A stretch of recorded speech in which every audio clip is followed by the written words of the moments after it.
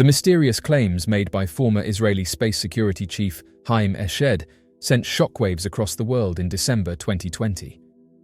As the former head of Israel's space program, Eshed was a figure of great authority, holding decades of experience in military intelligence and space research. When he publicly declared the existence of an alleged Galactic Federation, an advanced extraterrestrial alliance actively in contact with Earth governments, it wasn't just another UFO claim. It was a declaration that came from a highly credible, deeply entrenched figure within the global defense and space community. Eshed's claims, first reported in the Israeli publication Yediot Aharonot, outlined a secret collaboration between aliens and certain Earth authorities. He asserted that extraterrestrials had been communicating with Israel and the United States, and that these beings had requested not to reveal themselves to humanity until society was ready. According to Eshed, the aliens were conducting experiments on Earth and even had a shared underground base with the US government on Mars. These revelations seemed like something pulled from science fiction, yet Eshed presented them with the conviction of a man who had spent his life navigating classified corridors of power. The response to Eshed's claims was immediate and polarizing. Within hours, his interview circulated through global media outlets, igniting a firestorm of speculation and debate. To some, Eshed was a whistleblower, bravely pulling back the curtain on one of the most profound secrets in human history. To others, his comments were dismissed as the musings of someone well past his prime, perhaps misled or simply speculating. Yet, despite the divided reception, his remarks added momentum to ongoing global interest in the search for extraterrestrial life. Scientists, researchers, and UFO researchers alike began to re-examine Eshed's words. Could someone of his rank and expertise really be fabricating such a story, or was there a deeper truth he had chosen to reveal? Eshed's background gave his statements unusual weight. Far from a random individual, he had served as a brigadier general in Israeli military intelligence and led Israel's space security program for nearly 30 years. He played an instrumental role in launching over 20 Israeli satellites and was revered as the father of Israel's national space capability. He chaired important defense committees and was a long-time advisor to the Israel Space Agency.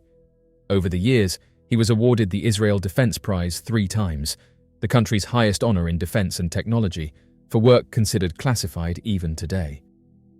Following his 2020 interview, Eshed granted only a few follow-up interviews, maintaining a calm, measured tone.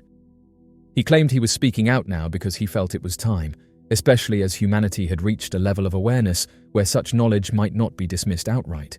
But while his public comments sparked fascination, what followed was even more curious. Just months after making international headlines, Eshed appeared to vanish from the public sphere. Those who had followed his claims eagerly anticipated future interviews, podcasts, or lectures, but major platforms reportedly failed to reach him. Invitations were unanswered. Scheduled appearances were quietly cancelled. Social media and news outlets that once buzzed with his name went silent. This sudden retreat sparked a new wave of speculation. Had Eshed been silenced? Was his disappearance voluntary, or was he pressured to recant, or at the very least remain quiet? One theory suggested that Israeli defense officials, threatened by his disclosures, had moved to suppress further commentary. Others believed that he may have been contacted by the very beings he spoke about. Podcasters and researchers began tracing his career, diving into the classified history of Unit 81, a shadowy Israeli intelligence unit Eshed had been connected to. This division is known for developing advanced military technology, much of which never reaches public knowledge. Those who examined his track record argued that Eshed's statements were likely not the random ideas of an aging official, but possibly rooted in highly classified experiences. There was also the psychological and philosophical angle to consider. Many former military and intelligence officials who come forward later in life often do so driven by a desire to unburden themselves. For some, the secrecy becomes too heavy. Others feel a moral obligation to share what they know, especially if they believe the information could reshape humanity's understanding of the cosmos. In Eshed's case, some have interpreted his timing as a signal of such urgency. With retirement behind him and his legacy cemented, perhaps he felt it was safe to speak, only to realize that the system he'd served for so long would not tolerate disclosure. His claims about the Galactic Federation were not vague, they were detailed and structured. He spoke of agreements between humans and aliens, joint bases, and an intergalactic body monitoring humanity's progress. These were not the ramblings of someone speculating on the unknown. They were the kind of specifics that imply briefings, meetings, and decades of observation. Despite his credibility, the scientific establishment was reluctant to acknowledge Eshed's story. Still, the silence surrounding Eshed's sudden withdrawal from public life raised important questions. Why had someone with so much to lose chosen to speak so boldly, only to disappear from the discussion? One of the most concerning reports came from a journalist who claimed to have attempted contact with Eshed through academic and government channels. The journalist reported that not only was Eshed unavailable, but those close to him had been instructed not to discuss the matter. This only further fueled speculation that intervention had taken place at a high level. Others took a more mystical approach, suggesting that Eshed's disappearance was linked to the Federation itself. If these beings were monitoring Earth, and if disclosure had occurred without their approval, it stood to reason that steps may have been taken, by humans or otherwise, to ensure no further information leaked. Then there's the possibility of psychological conditioning or memory alteration, a concept not uncommon in speculative research related to extraterrestrial contact. Could Eshed have undergone such a procedure following his revelations? Some researchers believe that certain individuals, when they come too close to sensitive knowledge, are encouraged, if not forced, to forget or recant. The lack of follow-up interviews has left many questions. Those who once dismissed him now revisit his words, especially as interest in UFOs has grown. With Pentagon acknowledgements of unexplained craft and whistleblower testimonies surfacing in the US, Eshed's statements from 2020 now appear in a different light, perhaps not so implausible. Today, the whereabouts of Haim Eshed remain unclear. There are no public appearances, statements, or interviews. His sudden disappearance from the narrative after shaking the foundations of what we think we know about extraterrestrial life remains one of the most baffling elements of his story. Was Eshed silenced for saying too much, or did he simply retreat into privacy after facing backlash? Did he regret revealing what he knew, or was he prevented from saying more? Until these questions are answered, the legacy of Haim Eshed's claims about the Galactic Federation will linger as one of the most mysterious chapters in the modern discussion of life beyond Earth. Over the past several decades, sightings of unidentified flying objects near the International Space Station have become a focal point in the growing body of evidence suggesting the presence of advanced, non-human intelligence. While much of the world focuses on sightings reported by civilians or pilots within Earth's atmosphere, a more mysterious and unsettling narrative has been unfolding just beyond the boundaries of our planet. Some researchers now believe that the growing number of UFO sightings near the International Space Station could be directly linked to the claims of a Galactic Federation, a term popularized by former Israeli space security chief Haim Eshed, who suggested that a council of extraterrestrial beings was observing humanity. The suggestion that these unknown objects are connected to a higher order of interstellar governance is a bold one, but when examined closely, many of the behaviors of these crafts seem to align with the idea of watchful observers. Unlike conventional satellites or debris, these objects often appear near the station without prior tracking, maneuver in ways that defy physics as we understand it, and most notably, trigger abrupt disruptions in NASA's live feed shortly after their appearance. Independent researchers have compiled countless screenshots and recordings showing anomalies near the space station. In many cases, just seconds after its appearance, the camera feed is cut out. The timing was so precise that many believe this action could not have been coincidental. In fact, these sudden interruptions have happened so frequently that they no longer surprise seasoned viewers. They have, however, raised a persistent question. If these sightings are nothing more than reflections, lens flares, or space debris, why interrupt the live stream? Some believe the answer lies in intentional concealment. These theorists argue that space agencies like NASA are not only aware of these unknown objects, but are also instructed, possibly by global defense protocols or even agreements with the very entities they observe, not to disclose their existence to the public. The theory posits that the public is not yet prepared for the truth and that secrecy is maintained under the guise of protecting global stability. This aligns with Eshed's statements about the Galactic Federation holding back disclosure until humanity is ready. Historically, astronauts themselves have added weight to the mystery. During the Gemini and Apollo missions, several astronauts reported encounters with strange objects that appeared to follow or observe their capsules.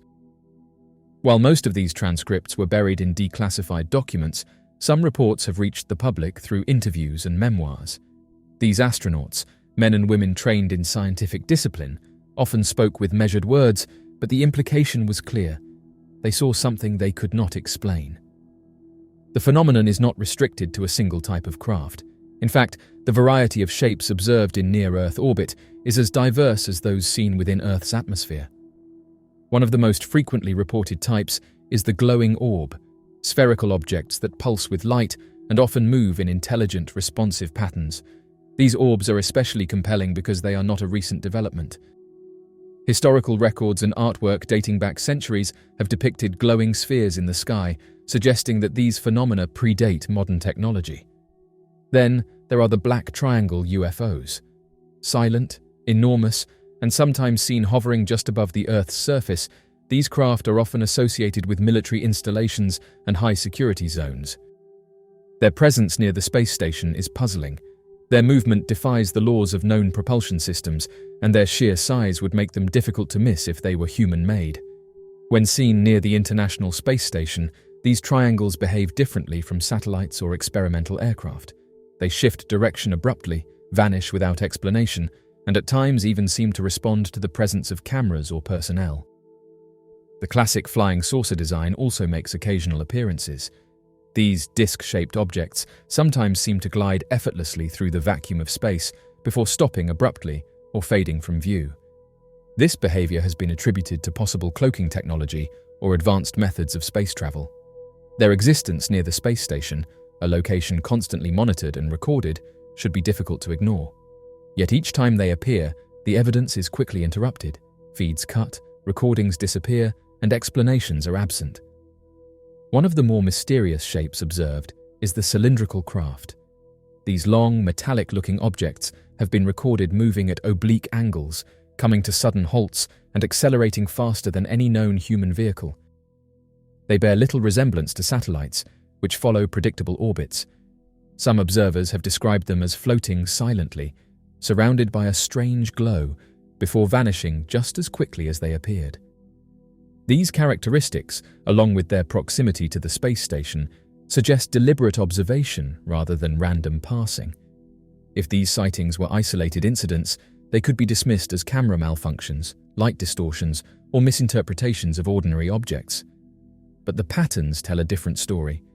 These events are frequent, repeatable, and always seem to follow the same pattern. A mysterious object appears near the station, the camera feed is cut, and no official statement is made.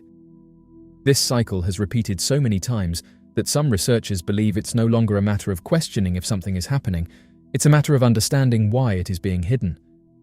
Linking these sightings to the Galactic Federation theory adds another layer to the mystery. If Earth is indeed being monitored by a coalition of extraterrestrial civilizations, it would make sense that the International Space Station, a symbol of humanity's step into space, would be under observation. These entities, according to Eshed and others, may be monitoring technological progress, ethical development, or even human behavior in preparation for eventual contact. The silence from official space agencies only fuels these theories. NASA's refusal to comment on specific sightings, combined with the timing of camera feed interruptions, has led many to believe that disclosure is being withheld, either due to fear of public reaction or because of agreements made behind closed doors. If a Galactic Federation exists, and if Earth is not yet considered ready for open communication, the suppression of evidence would be consistent with such an arrangement. Advancements in civilian technology are making it increasingly difficult to maintain that silence. High-definition cameras, private space exploration, and widespread access to live satellite feeds have empowered the public to become investigators. Crowdsourced analysis of International Space Station footage, private telescopes capturing anomalies, and whistleblower testimonies continue to emerge. Yet, despite the abundance of visual evidence, one thing remains curiously absent: acknowledgement. The disconnect between what people are seeing and what governments are admitting has created a trust gap. People are no longer waiting for official confirmation. They are drawing their own conclusions. If the objects seen around the International Space Station are truly part of a network of observers connected to a Galactic Federation, then humanity may be at the cusp of a paradigm shift. This shift would challenge everything we know about life, consciousness, and our place in the universe. It would mean that we are not alone, and more importantly, that we are being watched, not with hostility, but perhaps with concern or even care. It may explain why sightings around the space station are so frequent. Perhaps these visitors are keeping a watchful eye on our progress as a species, ensuring that we do not step too far, too fast. Or maybe they are simply curious about a civilization on the edge of interstellar capability. Whatever the truth may be, the message seems to be the same. We are not alone, and someone is paying very close attention. The question now is not whether these objects are real, but why they are here. If their presence is indeed tied to a Galactic Federation, then we must begin to consider what that means for our future. Until official disclosure is made, or until an undeniable encounter takes place, we can only speculate. But every orb, triangle, disc, and cylinder captured on camera brings us one step closer to understanding the full picture. And with each passing year, that picture becomes harder to deny. Sridhara Somanath, an eminent Indian aerospace engineer and the current chairman of the Indian Space Research Organisation, has long been recognized as a visionary in the field of space exploration. With a career marked by major scientific milestones and engineering excellence, Somanath has played an instrumental role in elevating India's position as a respected power in global space science. Over the years, his contributions have ranged from satellite launch systems to guiding strategic missions that have deepened humanity's understanding of the cosmos. Yet, it was a recent and unexpected statement that placed him at the center of a different kind of conversation, one involving the possibility of extraterrestrial life and the notion that beings from other worlds may have once visited Earth. In a candid interview, Somanath remarked that it was not unreasonable to believe that extraterrestrial beings may have made contact with Earth in the distant past. While such statements are often relegated to fringe theorists and speculative media, coming from a figure of his stature, the assertion stirred significant interest, debate, and even introspection among both scientists and the general public. It brought renewed attention to an age-old question: are we alone in the universe? What made Somanath's declaration even more compelling was the context in which he delivered it. He did not claim to have direct evidence, nor did he speak in absolutes. Instead, he carefully positioned his viewpoint as a speculative but rational possibility, emphasizing that the sheer scale of the universe demands an open mind. He pointed out that, given the relatively young age of human civilization and the enormous age and size of the cosmos, it is statistically plausible that intelligent life could have developed elsewhere, and long before humans came into existence. Somanath explained that even a civilization just 10,000 years ahead of us in terms of technological and scientific advancement could possess the ability to travel interstellar distances. With such capabilities, they might have observed Earth or even visited it in ways that current science cannot yet detect or comprehend. He urged for a broader perspective that accepts the limits of current knowledge and embraces the possibility of cosmic interactions beyond our immediate understanding. These remarks did not go unnoticed. Across India and beyond, media outlets, academic institutions, and enthusiasts of space science and the unknown began to explore the implications of his words. For many, Somanath's credibility and career achievements gave the topic a degree of legitimacy that it rarely receives in mainstream scientific circles. Supporters of theories related to ancient visitors or unexplained aerial phenomena viewed his openness as a welcome shift, perhaps even a turning point in how such topics are perceived by the scientific elite. In contrast, others were more cautious. Several members of the global scientific community expressed concerns that such statements, if not supported by empirical evidence, risked blurring the line between science and speculation. They emphasized the importance of maintaining a rigorous approach rooted in observable, verifiable data. Nonetheless, even among skeptics, there was acknowledgement that Somanath's openness reflected a thoughtful and reflective approach, rather than one based on sensationalism.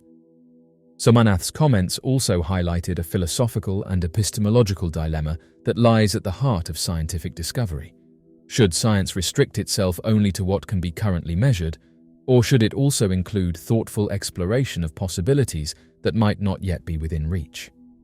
His viewpoint championed the latter, encouraging a spirit of curiosity and imaginative inquiry, rather than a rigid confinement to the known.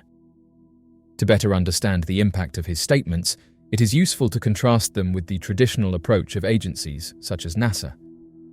As the United States' primary space agency, NASA has consistently demonstrated a cautious stance when it comes to discussing unidentified phenomena or theories involving extraterrestrial life visiting Earth. While it has been deeply invested in the search for microbial life on Mars, the study of exoplanets in habitable zones, and exploration of icy moons like Europa and Enceladus, NASA has typically refrained from engaging in discussions about UFOs or suggestions of alien contact. Its responses to such topics tend to emphasize the absence of conclusive evidence and the need to avoid premature conclusions. This difference in tone and approach underscores a broader divide within the global space community. While rigorous scientific standards are essential for progress, there is also a growing movement that advocates for a more open dialogue around questions that continue to fascinate and mystify humanity. Somanath's statement, while measured, represents a willingness to engage with these questions without fear of professional ridicule or dismissal. Importantly, Somanath's belief in the possibility of ancient extraterrestrial visitation does not contradict his scientific principles. Rather, it reflects his recognition of how much we still have to learn. His professional background, marked by his leadership in missions such as Chandrayaan, India's lunar exploration project, and his oversight of key developments in satellite launch capabilities, provides him with a nuanced understanding of both the technical challenges and the philosophical implications of space exploration. Supporters of his statement noted that this openness was not a call for abandoning scientific rigor, but rather an invitation to think more expansively. They argued that history has repeatedly shown that ideas once dismissed as speculative or implausible often become the foundations of scientific breakthroughs. Concepts like the Big Bang, quantum entanglement, and the existence of exoplanets were once viewed with skepticism, but are now accepted pillars of modern science. Furthermore, Somanath's willingness to consider extraterrestrial visitation invites a re-evaluation of ancient myths, religious texts, and archaeological mysteries through a new lens. While not advocating for any particular theory, he indirectly encouraged scholars, scientists, and historians to revisit traditional narratives with an open mind, searching for connections that may have been overlooked or dismissed in the past. Public reaction to his comments has been largely positive, with many appreciating his courage to address a subject that often invites controversy. His words struck a chord with individuals who have long believed that science should not be afraid to ask difficult questions. It also resonated with younger generations eager to explore the unknown and dream about the vast potential of human discovery. At a time when space exploration is gaining renewed interest, thanks to private space companies and international cooperation, Somanath's comments come as a reminder that exploration is not just about reaching new planets, but also about expanding the boundaries of thought. His statement may inspire future missions not only to search for water and life on Mars, but also to listen more carefully to the cosmic signals that may surround us. In essence, Sridhara Somanath has used his platform not to assert, but to invite. He invites scientists to remain humble in the face of the unknown. He invites the public to maintain curiosity about our origins and potential visitors. And he invites institutions like the Indian Space Research Organization, NASA, and ISE to consider that the greatest discoveries may lie not just in new data, but in daring to ask new questions. His comments have also influenced a renewed call for transparency regarding unexplained aerial phenomena. Around the world, governments are beginning to declassify files, admit to ongoing investigations, and create programs aimed at understanding unusual sightings reported by pilots and military personnel. Somanath's approach complements this momentum, suggesting that international collaboration may one day lead to a clearer understanding of whether humanity is alone, or part of a cosmic community far older and wiser than we can currently comprehend. The possibility of advanced extraterrestrial civilizations existing somewhere in the vast expanse of the universe has long fascinated scientists, philosophers, and the general public. With the unfathomable distances between stars, let alone galaxies, The idea that any civilization could travel to Earth seems, at first glance, implausible. Yet, if such civilizations are thousands or even millions of years ahead of us, they may have mastered technologies that to humanity are currently theoretical or incomprehensible. Among the most intriguing concepts proposed by theoretical physicists is the idea of a warp drive. Grounded in Einstein's theory of general relativity, a warp drive wouldn't move a spacecraft in the traditional sense, but would instead manipulate space-time itself. In this concept, space in front of the ship would compress, while space behind it would expand, creating a bubble that could move faster than the speed of light without violating the known laws of physics. The ship would effectively ride a wave of distorted space-time, arriving at distant destinations in a fraction of the time it would take using conventional propulsion.